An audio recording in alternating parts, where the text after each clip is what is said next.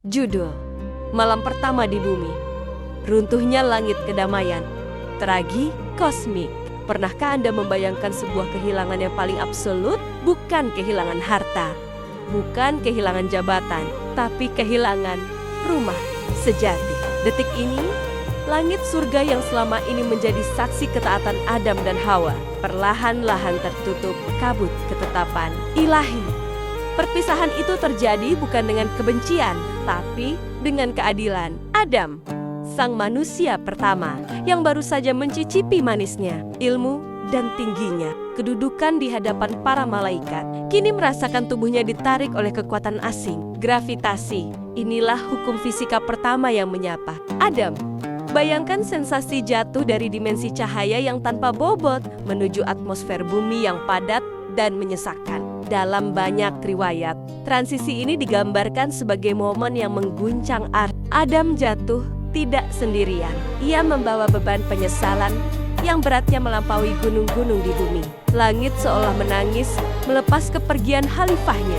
Dan di titik inilah sejarah manusia benar-benar dimulai. Eksposisi pendaratan di puncak Serandip. Adam mendarat di atas sebuah puncak gunung yang menjulang tinggi. Beberapa ahli sejarah dan tafsir, termasuk Ibnu Katsir, menyebutkan wilayah itu adalah Serandip atau Sri Lanka. Mengapa di puncak gunung? Mungkin agar Adam tetap bisa menatap langit yang baru saja ia tinggalkan.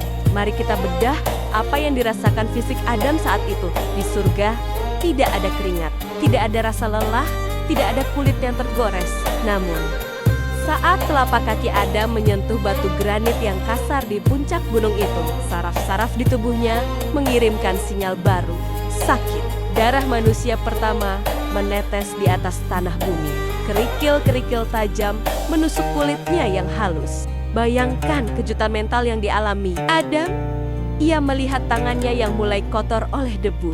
Ia merasakan angin pegunungan yang membawa aroma tanah dan basah. Sesuatu yang sangat berbeda dengan aroma misk kasturi di surga. Disinilah kita harus merenung. Bumi tidak menyambut Adam dengan hamparan karpet merah. Bumi menyambutnya dengan realitas yang keras. Adam berdiri telanjang, tanpa perlindungan cahaya yang selama ini menyelimutinya. Ia merasa rapuh, kecil, dan benar-benar telanjang di hadapan alam semesta yang luas. Ketakutan akan matinya cahaya. Namun, ujian fisik hanyalah awal. Ujian mental yang sesungguhnya datang ketika matahari mulai tenggelam. Penonton, bayangkanlah posisi Adam. Sepanjang hidupnya di surga, ia hanya mengenal cahaya yang abadi. Ia tidak tahu apa itu malam. Saat cakrawala mulai memerah dan matahari perlahan hilang di balik ufuk, Adam mulai panik. Ia mengira bahwa Allah sedang mematikan cahaya dunia selamanya sebagai bentuk murka yang mutlak. Kegelapan pekat mulai turun. Hutan di kaki gunung mulai mengeluarkan suara-suara aneh. Suara burung hantu, raungan serigala, dan desis ular. Dalam kitab Badai Al-Zuhur, digambarkan betapa Adam sangat ketakutan hingga ia bersimpuh dan memohon ampunan. Ia mengira kegelapan adalah tentara Tuhan yang datang untuk menghukumnya. Di kegelapan itu, Adam belajar tentang kesepian. Ia memanggil nama Hawa, namun hanya gema suaranya sendiri yang kembali memantul dari dinding tebing. Inilah momen di mana Adam menyadari betapa berharganya nikmat yang dulu ia abaikan. Kesunyian malam pertama di bumi adalah sekolah pertama bagi jiwa Adam untuk belajar tentang kerendahan hati, tawadu, gangguan iblis dan taubat yang menggetarkan langit. Di tengah kegelapan itulah musuh lama Adam muncul kembali. Iblis tidak datang dengan pedang. Ia datang dengan bisikan was-was. Iblis menertawakan penderitaan Adam. Lihatlah wahai Adam, di manakah kemuliaanmu sekarang? Engkau yang dulu disujudi malaikat, kini merangkak di atas tanah seperti cacing. Iblis mencoba menanamkan keputusasaan, despair. Ia membisikkan bahwa Hawa telah hancur dan Allah tidak akan pernah lagi menoleh kepadanya. Namun, disinilah letak kehebatan Adam. Di titik terendahnya, Adam tidak menyalahkan takdir. Ia tidak mendebat Tuhannya seperti yang dilakukan iblis. Adam justru mengucapkan kalimat-kalimat yang ia terima langsung dari Allah. Kalimat, taubat yang abadi. Ia menangis selama berhari-hari. Riwayat menyebutkan bahwa air mata Adam membentuk sungai kecil di puncak gunung tersebut. Penyesalannya begitu dalam hingga para malaikat di langit pun ikut menangis memohonkan ampunan untuknya.